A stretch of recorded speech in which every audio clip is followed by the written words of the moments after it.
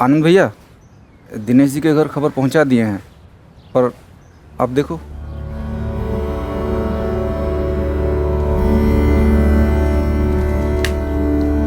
वासुदेव, दिनेश भाई के यहाँ संदेशा गया तो है, लेकिन वो अम्मा जी के अंतिम दर्शन करने नहीं आएंगे। आनंद जी, हमारे साले दिनेश बेटे हैं अम्मा जी के। अंतिम दर्शन तो क्या, अंतिम संस्कार भी तो उन्हीं को करना है। नहीं आएंगे, मानो मेरी, एक बार अनीता जी से पूछ लो कब तक इंतजार करना है। सरपंच है हमारी और उनका हुक्म हम पंचों के सर आंखों पर।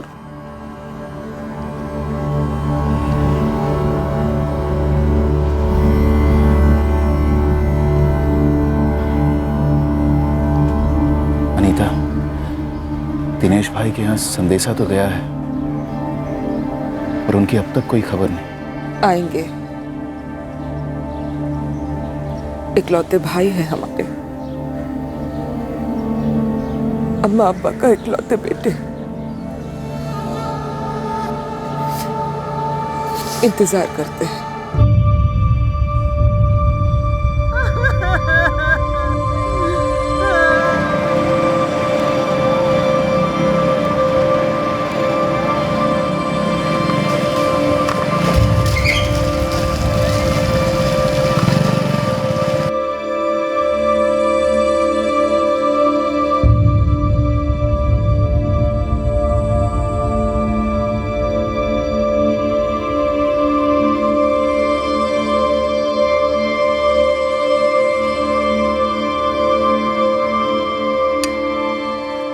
अम्मा गई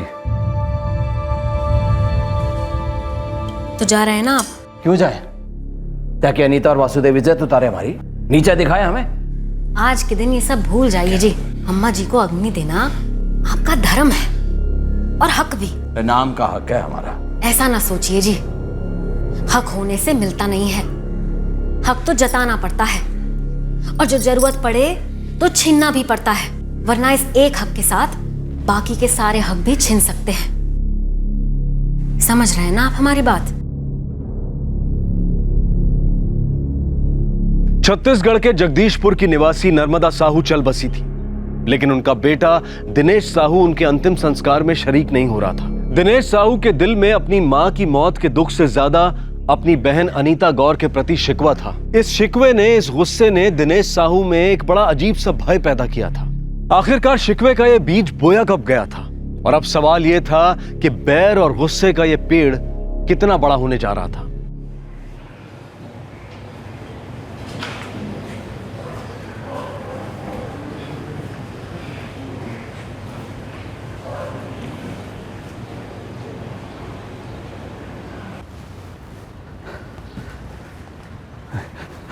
डॉक्टर साहब, वंदना कैसी है?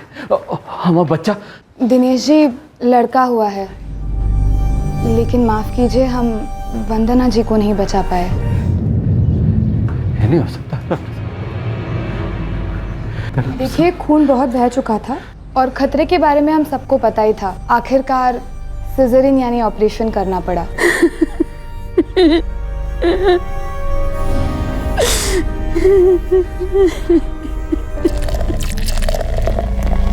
गले लगाना तो दूर, दिनेश बच्चे को देखता भी नहीं है, बहुत ज्यादा पीने लगा है। दिनेश भाई साहब ऐसा क्यों कर रहे हैं? ये गलत बात है। इस बच्चे का क्या कसूर है इसमें? अम्मा जी, अगर आप चाहें तो हम एक बार बात करें दिनेश भाई साहब से।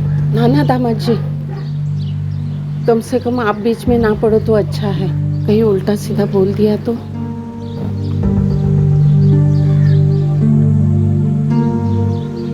नामकरण का क्या सोचा अम्मा? मैंने नाम सोच लिया, प्रसाद। प्रसाद साहू, मेरा पोता प्रसाद।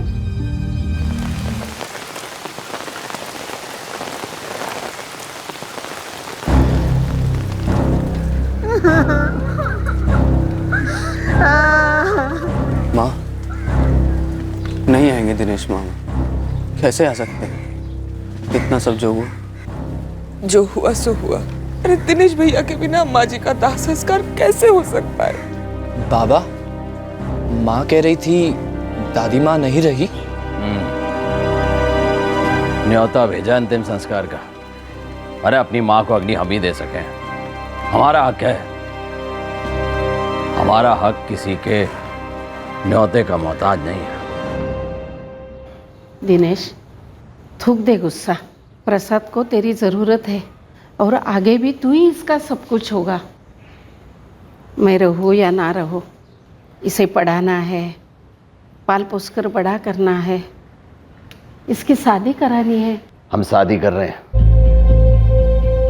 हमारा एक दोस्त है, उसकी जान पहचान में एक लड़की है, तो उनके माँ बाप से भी बात हो गई है, हम भी मिले हैं उससे। जयश्री नाम है, पसंद है हमें। उसे पता है तुम्हारी शादी हुई थी पहले, एक बच्चा है। गौरव दिनेश का दूसरा बेटा था, लेकिन दिनेश अपनी पहली शादी से हुए पहले बेटे प्रसाद को अपना बेटा मानने को तैयार ही नहीं था। दरअसल गौरव के आने के बाद दिनेश साहू प्रसाद से और ज्यादा गुस्सा होने लगा था, और अपनी माँ नर्मदा से भी। जैसे जैसे वक्त बीतता गया, नर्मदा के लिए अपने ही बेटे और बहू के साथ घर में रहना मुश्किल होता गया। अम्मा हमारे साथ यहाँ आकर रहने से इनकार कर रही है। कहती है वही उनका घर है जो हमारे बाबा ने बनाया था। कहती है उस घर पर हक है उनका। हक तो है अनीता, पर इस हक को लेकर सबसे बड़ा दुख ये होता है कि इसकी मांग सिर्फ तब होती है जब हमारे अपनों के बीच अनबन होती है। जब सभी लोग प्यार से मिलजुल कर एक साथ रहते हैं, तब हक की बात कोई नहीं करता।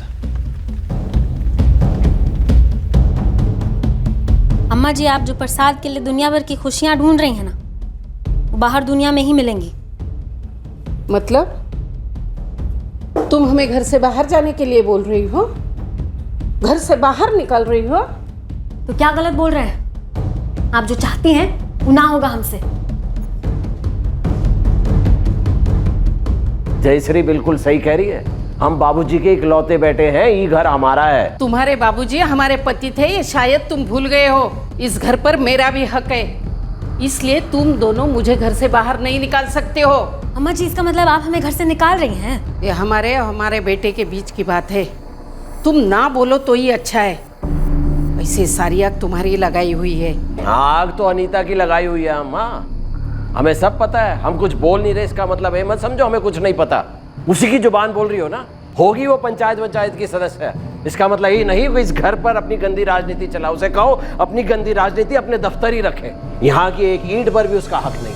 वो इस घर की कभी बेटी थी, हमने दे दबा के उसको विदा कर दिया। उसको कहो इस घर पे नजर भी ना रखे। अभी ये घर हमारा है, हम कहीं नहीं जाने वाले हैं। अगर इस घर से कोई जाएगा ना तो तुम दोनों जाओगे। अम्मा जी ऐसा बोलेंगी हमने कभी सोचा भी ना था। अम्मा नहीं बोल रही है जयश्री, अनीता बोल रही है।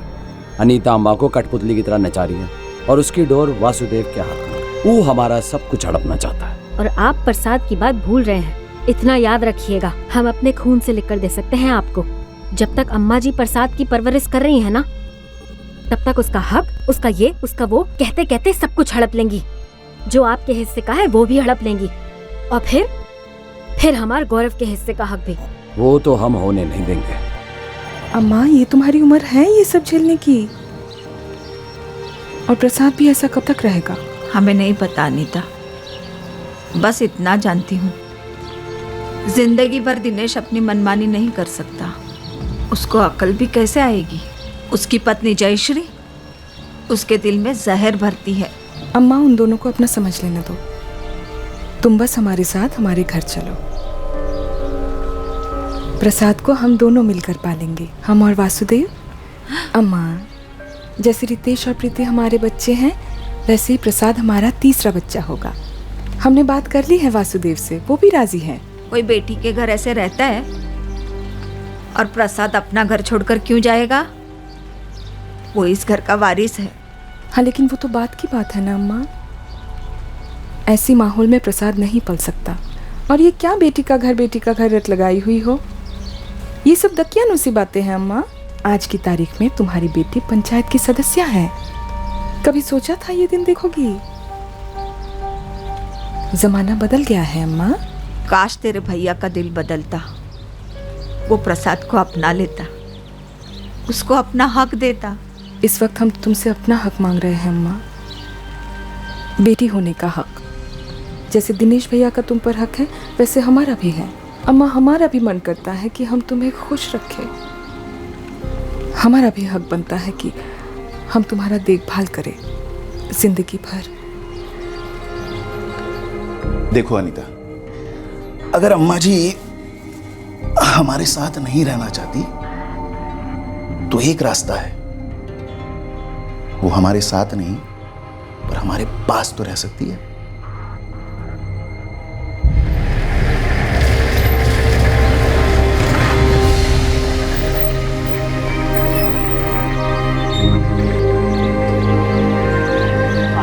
भाई सामान जरा उतार देना, लेकिन धीरे से।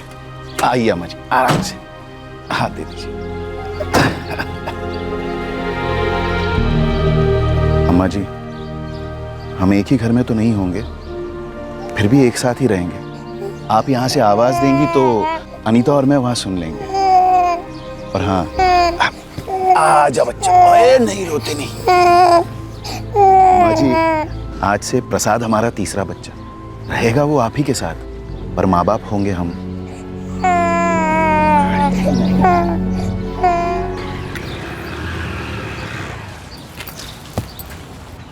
अम्मा जी घर छोड़कर चली गई। क्या? कहाँ चली गई? वो अनीता और वासुदेव के साथ चली गई। जरूर उनकी चाल है। अरे अब क्या चाल चलेंगे, अम्मा जी खुद अपनी मर्जी से गई है।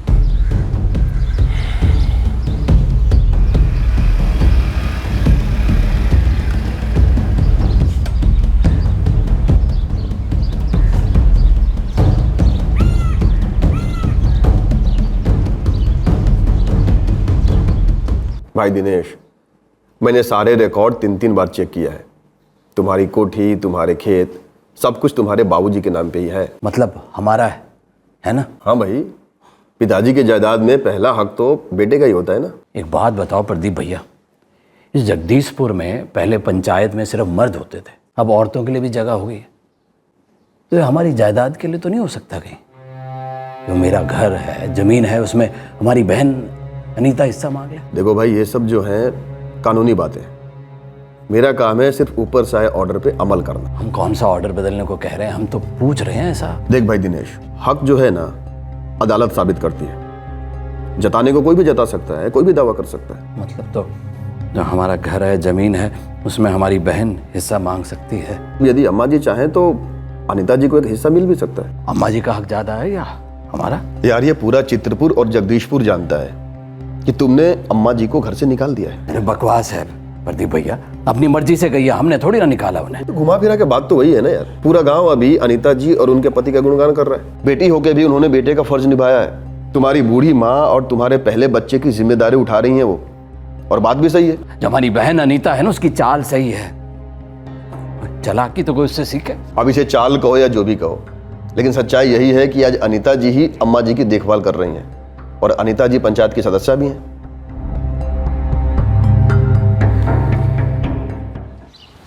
बिल्कुल नहीं। एक बार कह दिया ना तुम तीनों से, स्कूल जाते समय कोई कुल्फी नहीं खाएगा, आते समय सोचेंगे। लेकिन बाबा, आते समय तो पिस्ता वाली खत्म हो जाती है। बाबा, हम लोग स्कूल जाने से पहले ही कुल्फी खा लेंगे और मुंह भी पोंछ लेंगे। फूफा जी, पहले छोटी वाली कुल्फी लेंगे, फिर बड़ी वाली ले देना। अब तुम तीनों है ना, चुप रहो। छोटी वाली कुल्फी खानी है तुम तीनों को।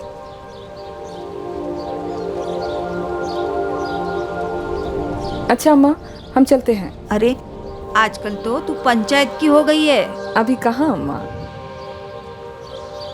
4 महीने में पंचायत की चुनाव है। इस बार तुम्हारे दामाद नहीं लड़ रहे हैं ना? क्यों? अरे इतना अच्छा काम कर रहे हैं, लोग इज्जत करते हैं। लेकिन उनको भी अपनी टीचरी पे ज्यादा ध्यान देना है, तो बोले अनीता इस बार तुम लड़ लो। अरे वाह, तो तू सरपंच बनेगी? अब लोगों की अगर मर्जी होगी तो जरूर बनूंगी। उन्होंने इतने अच्छे अच्छे काम किए हैं, उसी को आगे बढ़ाऊंगी। मेरी बेटी इतनी होशियार और होनहार कब हो गई पता ही नहीं चला। आज अगर तुम्हारे बाबा होते बहुत खुश होते। तुम तो खुश हो ना? बहुत खुश हूँ। बस मेरे लिए इतना ही मायने रखता है। अनीता सरपंच बनी, बच्चे बड़े होने लगे, सालों बीत गए, लेकिन उस दौरान दिनेश एक बार भी अपनी मां नर्मदा या अपनी पहली शादी से हुए बेटे प्रसाद को देखने तक नहीं आया।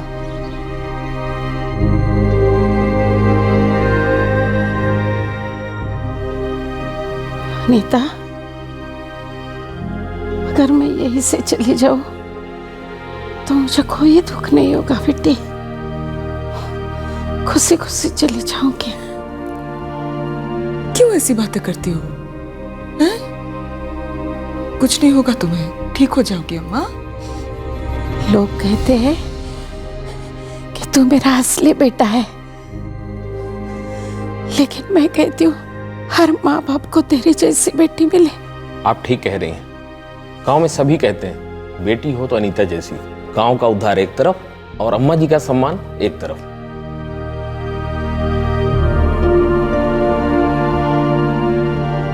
जब अनीता की मां नर्मदा चल बसी तब अनीता गांव की सरपंच थी और बहुत लोकप्रिय भी थी। 19 साल बीत गए थे।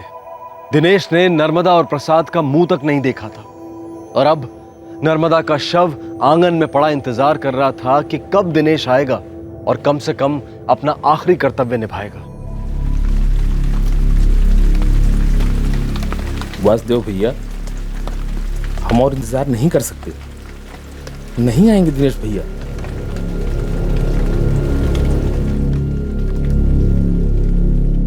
हम भी देखते हैं हमारे बिना अंतिम संस्कार कैसे होता है। अरे माँ की चिता को अग्नि देना बेटे का ही हक होता है। अरे हमार हक के बारे में कौन पूछ रहा है? 19 साल हो गए, एक बार भी कोई आया मिलने? उल्टा अम्मा जी की खबर भी किसी गांव वाले के हाथ भिजवा दी। देख लीजिएगा, अग्नि भी कोई और ही देगा। इकलौते बेटे हैं अम्मा बाबूजी के। बाबूजी को अग्नि हम ही दिए थे, अम्मा जी को अग्नि हम ही देंगे। हमारा अधिकार है, हमसे कोई छीन नहीं सकता। राम नाम सत्य है, राम नाम सत्य है, राम नाम सत्य है, राम नाम सत्य है, राम।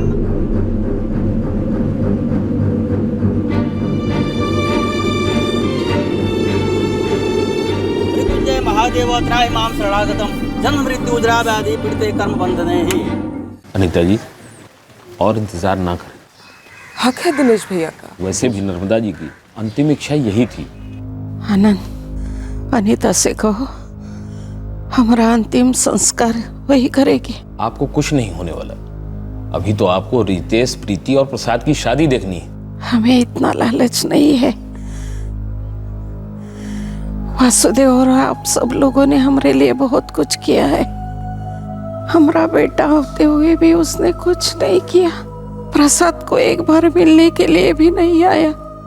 अनीता ही हमारे लिए सब कुछ है, वही हमें विदा करेगी। जम्बूद्वीपे आकाश मार्गे धर्मराज लोके प्रेतस्य प्रेतत्व मुक्त्यर्थम उत्तमो उत्तम फल प्राप्त्यर्थम ते मया दीयते तव प्रतिष्ठिता खंडे अर्यावर्तैकदेशे जम्बूद्वीपे आकाश मार्गे धर्मराज लोके प्रेतस्य प्रेतत्व मुक्त्यर्थम।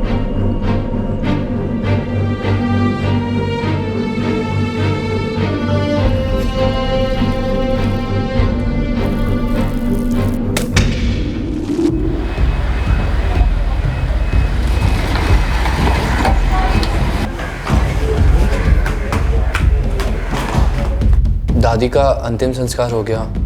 दादी माँ को अग्नि अनीता बुआ ने दी है और 13वीं भी वही करेंगी। इंतजार नहीं हुआ हमारा।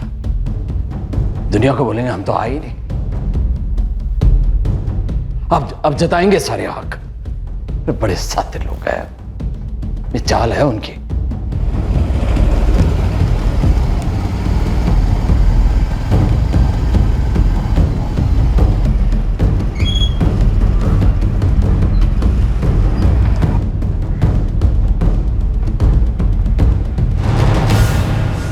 पिछले 19 सालों से तुम एक ही सवाल बार बार पूछते आ रहे हो कि बाबूजी की जायदाद की कागजात में कोई बदलाव हुआ है कि नहीं। जब अपना खून दुश्मन हो जाता है ना भैया, संभल कर चलना पड़ता है। संभल कर कहां तक जाओगे मेरे भाई?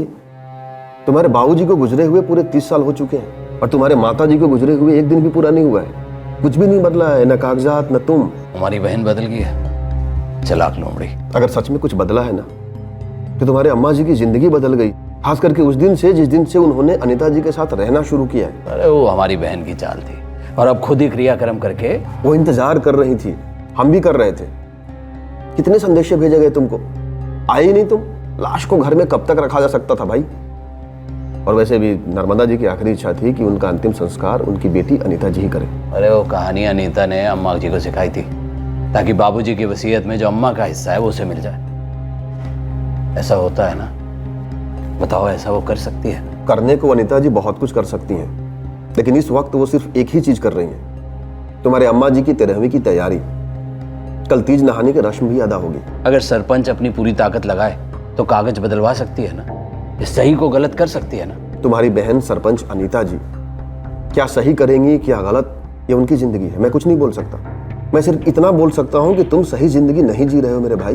तुम्हारे अंदर अनीता जी के खिलाफ नफरत कूट कूट के भर गया है और वो नफरत तुम्हें डरा और दबा कर रखती आई है। अब ये डर तुम्हें कहाँ तक लेके जाएगा, तुमसे क्या करवाएगा, मैं इसके बारे में भी कुछ नहीं बोल सकता। कागजात बदल देगी ना अनीता? शायद बदलने की जरूरत ही ना पड़े, क्योंकि नर्मदा जी अनीता जी को बेटी के साथ साथ बेटा भी मानती थी।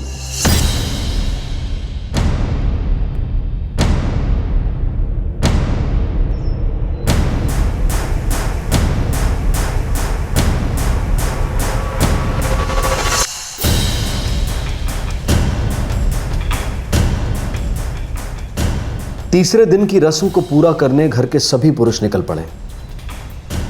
वो नर्मदा साहू की अस्थियां विसर्जन करने जा रहे थे। दूसरी तरफ घर की औरतें अलग से तालाब के लिए निकल रही थीं। ऊपर से सब कुछ सामान्य लग रहा था, पर हवा तंग थी, मानो कुछ होने वाला था। वो लोग अस्थियां बहाने जा रहे हैं, आप जा रहे हो? आज तो काफी कुछ भरेगा।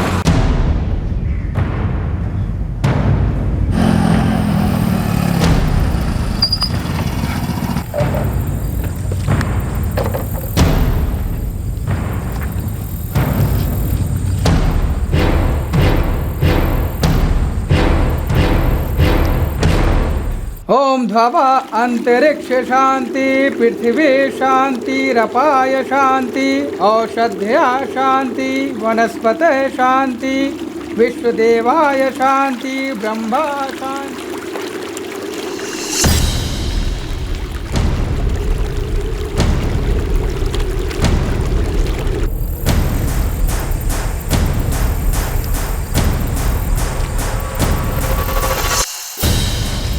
हो रही अनीता, देख देख, सबसे आगे जा।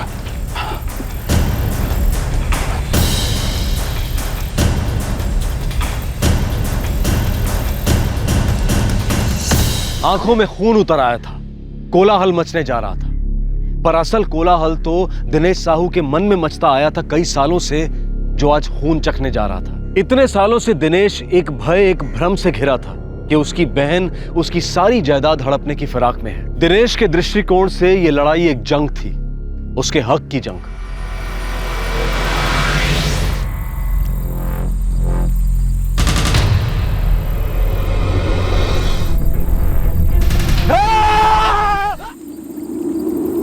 वासुदेव भैया, वासुदेव भैया, वासुदेव भैया, भैया भैया जल्दी चलिए, वहाँ सरपंच जी पे हमला हुआ है। क्या? किसने किया हमला? वो बाकी औरतों के साथ यहाँ पे आने के लिए निकली थी, तभी दिनेश भैया उनके लड़के गौरव ने कुल्हाड़ी से वार कर दिया। चाकू भी था, बहुत खून बह रहा है सरपंच जी का।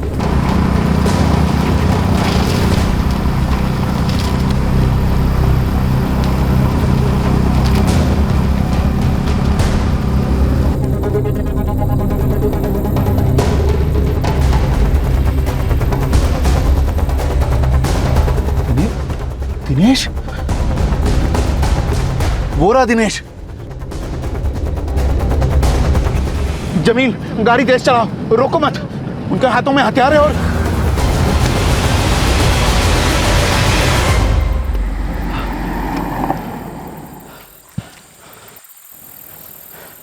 बेटा निकलना होगा, यहाँ रुक नहीं सकते। जीवन दीप्ति अस्पताल लेकर गए हैं सरपंच जी और उनकी बेटी प्रीति को। साहब बहुत बेरहमी से काटा, बहुत खून बह रहा था। अब सभी ने देखा हमलावरों को। साहब सरपंच जी का भाई दिनेश और उसका बेटा गौरव था। दिनेश के हाथ में कुल्हाड़ी थी और गौरव के हाथ में चाकू था। साहब हम तो तालाब की तरफ जा रहे थे साहब, पता नहीं कहां से अचानक बाप और बेटे आ गए। ना कुछ बोला ना कुछ कहा, सीधे हमला कर दिया अनीता जी पर। अनीता और प्रीति कहाँ है? जीवन दीप्ति अस्पताल लेकर गए हैं दोनों को। लेकिन ये आप वासुदेव गौर, अनीता गौर के पति? जी साहब, ये दिनेश और गौरव ने हम पर भी हमला किया। वो हमारे लिए घात लगाए बैठे थे रास्ते पर हथियार लेकर। जब हमने गाड़ी नहीं रोकी तो गाड़ी पर भी पथराव किया उन लोगों ने। कहाँ हुआ पथराव? ये इसी रास्ते पर। नावे जंगल में फैल जाते हैं इससे पहले कि वो लोग इलाका पार कर जाए। और सर मैं एक टीम दिनेश साहू के घर भेज देता हूँ, शायद वहाँ से कहीं और भागने का प्लान हो उसका। मूव।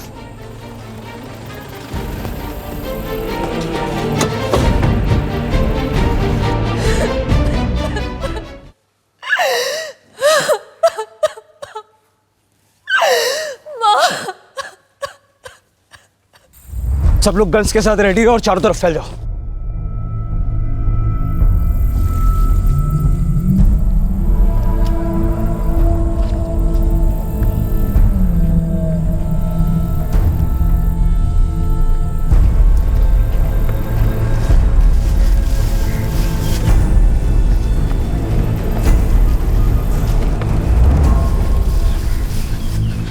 प्रीति, प्रीति, बाबा, प्रीति कहाँ है तुम्हारी माँ? कैसी है वो? प्रीति बोलना, कैसी है तुम्हारी माँ? बाबा, माँ अब नहीं रही बाबा, उन लोगों ने माँ को मार दिया।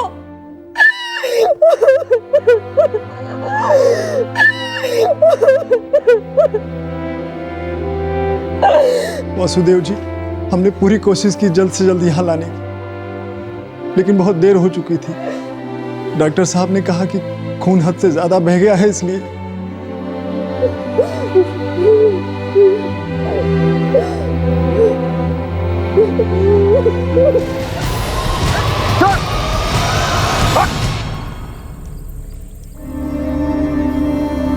दिनेश साहू, तुम दोनों अपने मकसद में कामयाब हो गए हो। अनीता जी तुम्हारी बहन हॉस्पिटल में चल बसी है, अब चार्ज हत्या का लगेगा। हमें चार्जवाज से कोई मतलब नहीं है इंस्पेक्टर साहब। रत्ती भर गलत नहीं किया, जो किया बिल्कुल ठीक किया। औरत ही ऐसी थी वो औरत बहन थी तुम्हारी, जिसने न सिर्फ तुम्हारी माँ की देखभाल की, तुम्हारे बड़े बेटे की भी जिम्मेदारी उठाई। 19 साल से सुनते आ रहे, उसने हमारी सारी जिम्मेदारी उठाई। कोई ये नहीं जानता कि ये सब उसकी साजिश थी। उसने जानबूझकर ये किया ताकि वो हमसे सब कुछ छीन सके जो कुछ हमारा था। हमारी अम्मा को भी हमसे छीन लिया। किसी ने कुछ नहीं किया दिनेश, पूरे 19 साल तक तुम अपनी अम्मा और अपने बड़े बेटे से नहीं मिले। अनीता की चाल थी, लोमड़ी थी, लोमड़ी दूर का सोचती थी। दुनिया को जताना चाहती थी कि वो बेटी और बेटे दोनों का फर्ज निभा सकती है। हमारे बारे में झूठी झूठी बातें फैला दी। ऊपर से सरपंच थी, क्या कुछ नहीं किया उसने हमें हमारी अम्मा और हमारे बेटे से अलग करने के लिए, जायदाद से अलग करने के लिए। माँ को अग्नि देने का अधिकार भी हमसे छीन लिया। वो अधिकार सिर्फ हमरा था, हमरा। बकवास बंद करो दिनेश, हमने सारी पूछताछ कर ली है। तुम्हें संदेशा भेजा गया था, तुम्हारे घर आदमी भी भेजा गया था, पूरे 3 घंटे तक तुम्हारा इंतजार किया गया था, लेकिन तुम नहीं आए। गुस्सा थे हम उन लोगों पर। वो हमारे सारे हक छीनना चाहती थी, सारे अधिकार हमसे छीनना चाहती थी। तुम पागल हो गए हो दिनेश, मन गढ़ंत कहानियां बना रहे हो। हम पागल नहीं हुए। तहसीलदार दफ्तर जाकर कागज की छानबीन कर लो, वहीं से हमें पता चला जो औरत हमें हमारी माँ और बेटे से अलग कर सकती है, जो माँ को अग्नि देने का हमारा हक छीन सकती है, वो कुछ भी कर सकती है। वो जायदाद के कागज बदल सकती है, वसीयत बदल सकती है। हमें अनीता को मानने का बुरा नहीं लग रहा, हमें तो बुरा लग रहा है कि हम वासुदेव के टुकड़े नहीं कर सके। बड़ा आदर्शवादी मास्टर समझता है अपने आप को, लालची चोर। उसकी भी नजर थी हमारी जायदाद पर। सर मैं उसे क्यों भड़काऊंगा? इससे मेरा क्या फायदा होता? वो 19 साल से इसी दर्द में जी रहा था कि अनीता जी एक न एक दिन उसकी जमीन और उसकी कोठी अपने नाम कर लेगी। लेकिन उसने तो कहा कि तुमने उससे कहा कि वो ऐसा करने वाली है। मैं ऐसा क्यों कहूंगा? मेरा इससे कोई मतलब नहीं है। हमें आपको एक बात बता सकता हूं कि उसके दिमाग में ना एक वहम बैठ गया था। तो तुमने कभी उसको डराया नहीं कभी आगाह नहीं किया कि वो ऐसा कर सकती है? बिल्कुल नहीं सर। और फर्ज कीजिए मैंने कभी कुछ ऐसा बोल भी दिया होगा, तो क्या एक आदमी इतना बेवकूफ हो सकता है कि उसे सच मान के अपनी बहन की हत्या कर दे? सर कोई पागल बाप ही होगा जो खुद की जिंदगी ऐसे बर्बाद कर दे, और अपने बेटे की भी। क्यों किया तुमने ऐसा? करना पड़ा। अम्मा को अग्नि देने का हक छीन लिया था हमसे। बैठे बैठे जायदाद मिल जाती उसे। अरे ऐसे कैसे मिल जाती उससे जायदाद? सब कुछ तो हमारा ही था ना। अम्मा जी के जाने के बाद तुम्हारा हो जाता, और तुम्हारे जाने के बाद हमारे गौरव को। लेकिन देखो तुमने क्या कर दिया। खुद तो डूबे, हमारे गौरव को भी ले डूबे।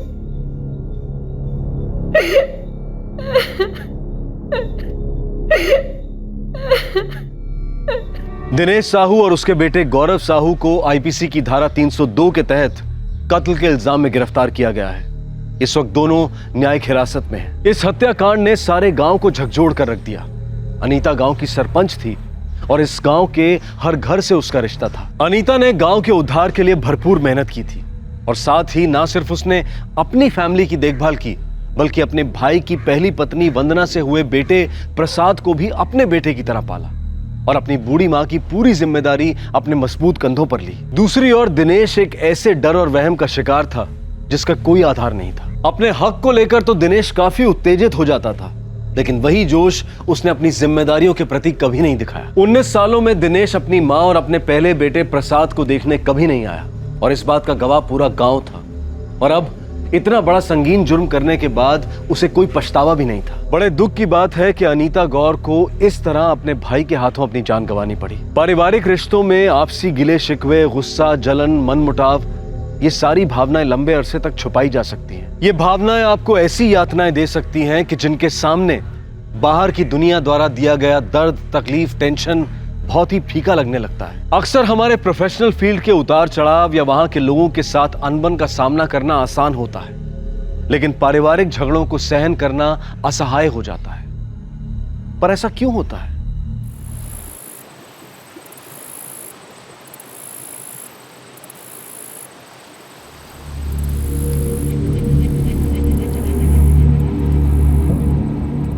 मेरी दीकरी को घेर लिया था उन लोगों ने। उसका मजाक उड़ा रहे थे, उसे परेशान कर रहे थे। શું કરો છો? શું કરો છો મારી દીકરી के साथ? क्यों परेशान कर रहा है इसे? ओ काका शांति रखो ने।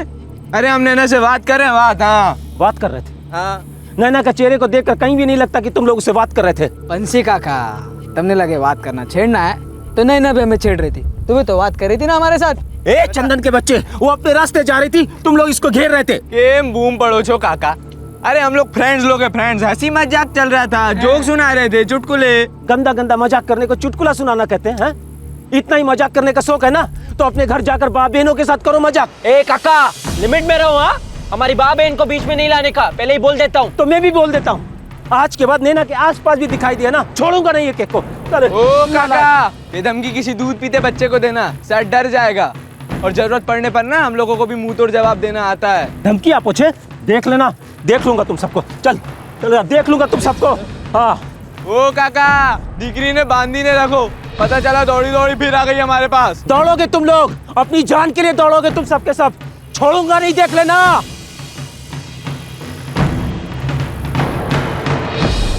सब वो तीनों लफंगे मेरी दीकरी नैना को छेड़ रहे थे।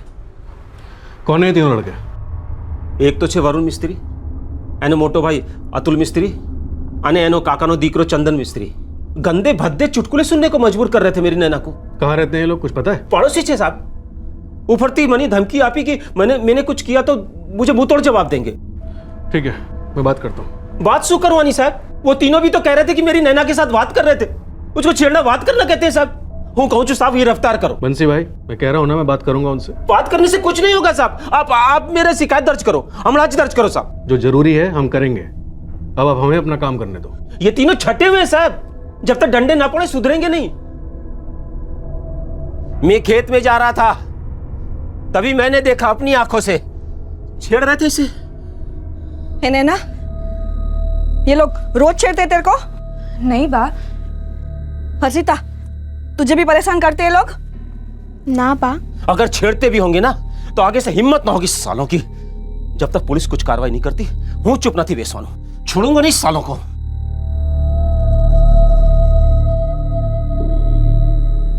मानी सगुन साहब, हमसे बात कर रहे थे नैना से।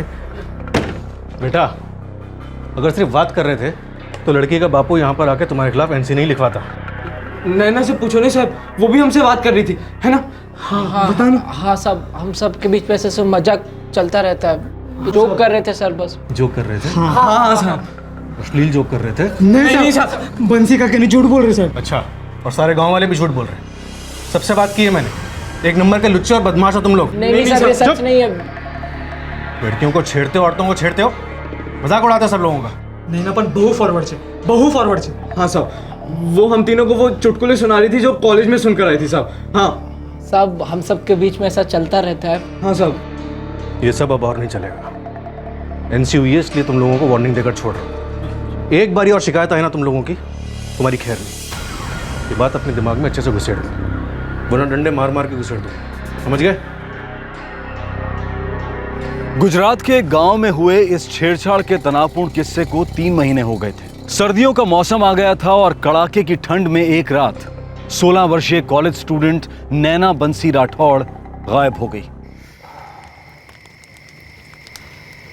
ए मगनिया, आओ आओ, तापड़ो आओ। नैना, नैना,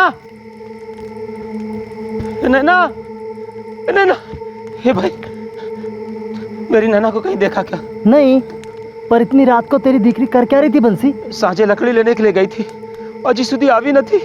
अरे बंसी, शांत तो कब की खत्म हो गई। અત્યારે તો 9:30 बजने को आए। शिवराज भाई, મને बहुत डर लागे छे। मेरी नैना पता नहीं कहाँ चली गई। તમે शांति रखो बंसी भाई, पूरे गांव वालों को बुलाते हैं और नैना को ढूंढते हैं। हाँ, चल के गोविंद को भी बुला लेते। हाँ, आप सब लोग गांव वालों के साथ गोविंद भाई के घर आ जाओ। हाँ, जल्दी आना। ठीक है, चलो। गोविंद भाई, गोविंद भाई।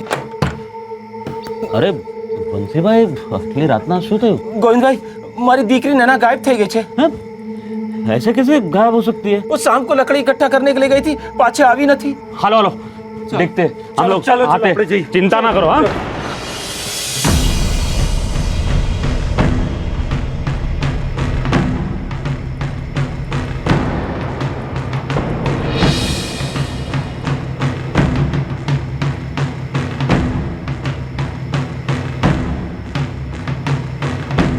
नैना, नैना,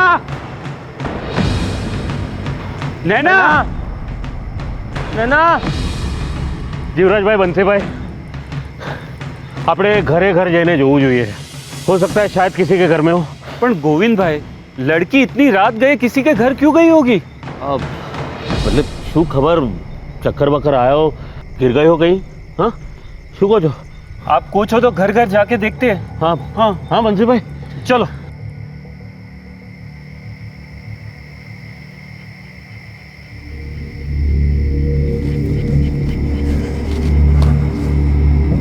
बा, શું થયું? और बापू कहाँ है? तू सोई जा, जा सोई जा अंदर जा। बा, बोलो ना, શું થયું? बापू कहाँ है? नहीं ना, अभी तक लौटी नहीं है। तेरे बापू और सब गए हैं ढूंढने।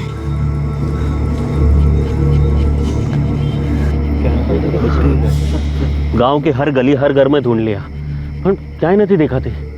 कहीं ऐसा तो नहीं कि रास्ता वास्ता भूल गई हो या कहीं सो गई हो? ऐसा कैसे सो जाएगी?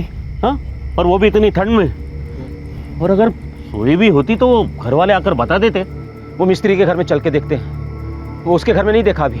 वो तीनों लड़के, वरुण मिस्त्री, अतुल मिस्त्री और काका नो दीकरो चंदन मिस्त्री, कहीं इन तीनों ने तो कुछ खरू कही जोवा मासूस है। हाँ हाँ भाइयों, वहाँ देख के आते हैं। हाँ, चलो चलो भाई, आओ। हेलो हेलो, चलो चलो चलो।